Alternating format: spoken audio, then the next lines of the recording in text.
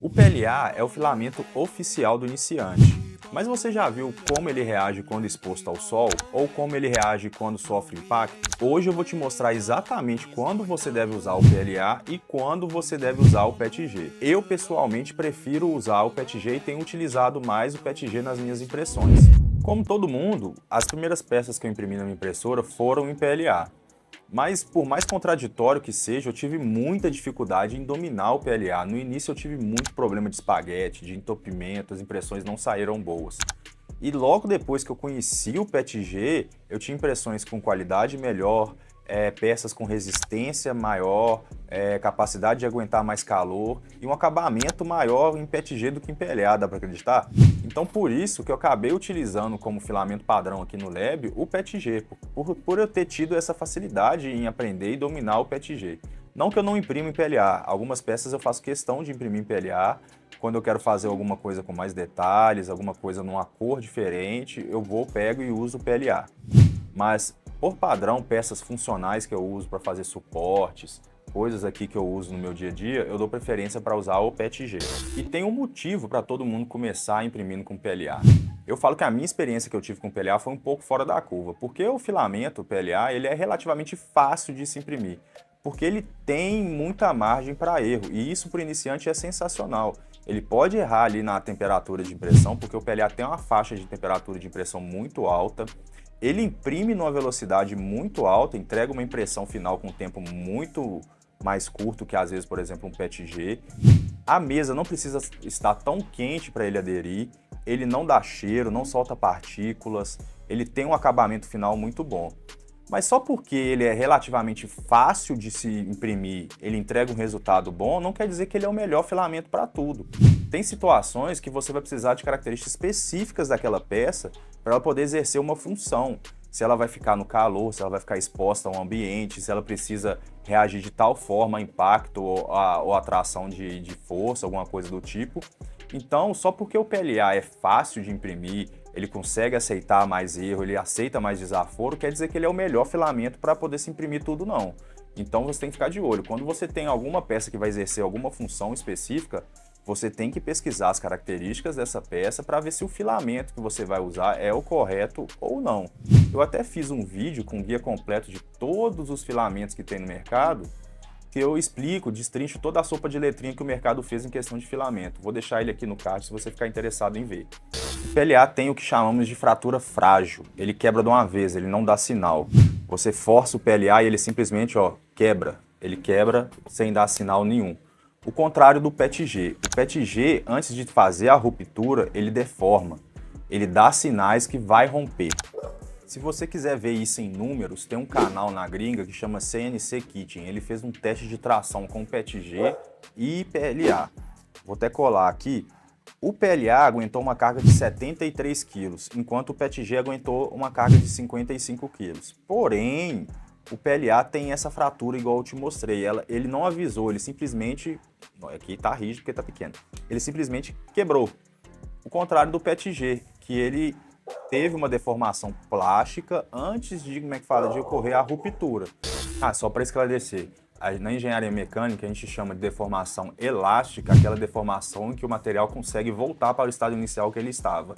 A plástica é onde ele deforma e não consegue voltar para o estado natural que ele estava antes da tensão ou da força exercida nele. E o PLA é muito mais rígido do que o PETG. Enquanto o PLA aguenta 3.300 MPa, o PETG aguenta só 1.900 MPa, quase que o dobro. E rigidez não é sinônimo de resistência, é só uma forma de você ver como essa peça deforma, esse material deforma quando submetido à carga. Por mais que o PETG tenha uma resistência muito mais baixa que o PLA, ele tem um comportamento previsível ali perto da região de falha. E isso para peças que exercem função é de extrema importância. Você não quer que a engrenagem do câmbio do seu carro quebre sem te dar sinais. Você quer que ela, quando esteja próximo da falha, te avise, te dê sinais de que ela está próximo da falha para que você chegue e faça a substituição daquela peça.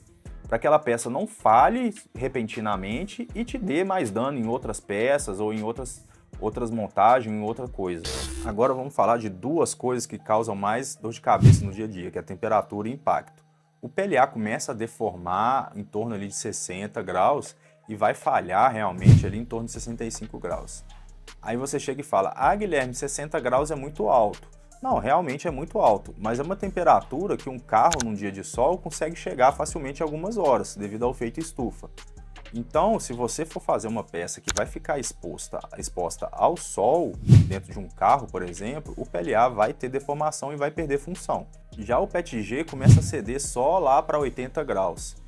É a diferença de 15, 20 graus de diferença do PLA? É pouca coisa? Mas é o suficiente para o material de PETG resistir ao uso dentro de um carro e o PLA não. Quando a gente fala de impacto, o PETG absorve até 70% mais impacto do que o PLA. Então uma peça que cai no chão sem querer, que você bate nela sem querer, ou até mesmo uma proteção que vai receber um impacto direto ali, em PLA ela tem grandes chances de romper e quebrar, e PETG tem grandes chances dela deformar ou não acontecer nada e ela continuar sendo funcional. E quando a gente junta os dois cenários, temperatura e impacto, a gente tem uma clara vantagem do PETG ao PLA nisso. O PETG vai resistir mais a impacto, vai resistir mais ao calor do que o PLA. Se você pesquisar por PETG, você vai ver que o pessoal tem muita dificuldade em imprimir com PETG. É strings, é acabamento ruim, é warping, é peça que não adere na building plate. E isso não é mentira. Só que você consegue resolver isso com a calibração corretinha da sua impressora e o mais importante de tudo, você tem que usar um filamento de qualidade e seco. Isso não é só para PETG não, viu? Toda impressão, todo filamento que você for usar para fazer a impressão, você tem que estar com ele seco e ser um filamento de qualidade. Eu vou deixar aqui no card aqui em cima um vídeo que eu fiz que eu te ensino a como combater a umidade dos filamentos. Inclusive, aqui no lab eu uso uma dry box da Creality para poder secar e tirar a umidade dos meus filamentos. Vou deixar o link dela na descrição também. O Strings, que é uma das maiores reclamações que o pessoal faz sobre PETG, consegue ser resolvido facilmente com calibração de retração e de Pressure Advanced. Então quando a pessoa chega para mim e fala, eu não consigo imprimir em PETG, eu tenho dificuldade em imprimir com PETG, é porque tem algum parâmetrozinho que ela não está regulando, não está ajustando corretamente. E vamos ao mais importante que todo mundo está querendo saber, quando usar PLA e quando usar o PETG. O PLA ele é excelente para prototipagem de peças teste, peças que vão ficar dentro de casa, miniaturas, organizador de gaveta. Ele é um material barato, rápido de imprimir e fácil, então ele é muito bom para isso.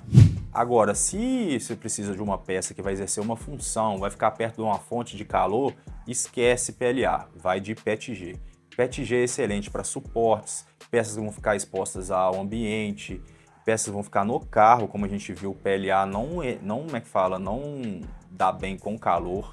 Então, peças de função, o PETG vai exercer muito bem.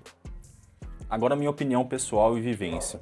Eu tenho usado muito mais PETG, mas só porque eu tenho impresso muito mais peças de função, peças que vão sofrer impacto, peças que vão ficar expostas à fonte de calor, e eu preciso da confiabilidade que o PETG entrega.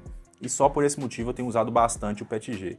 E também porque eu configurei minha impressora de uma forma que eu tenho conseguido um acabamento no PETG, excelente. Então o PETG está me atendendo perfeitamente. Agora, se você tem alguma dúvida sobre como imprimir em PETG ou PLA, Guilherme, não sei como configurar minha impressora para PLA. Então assiste esse vídeo aqui que eu te torno o rei do PLA.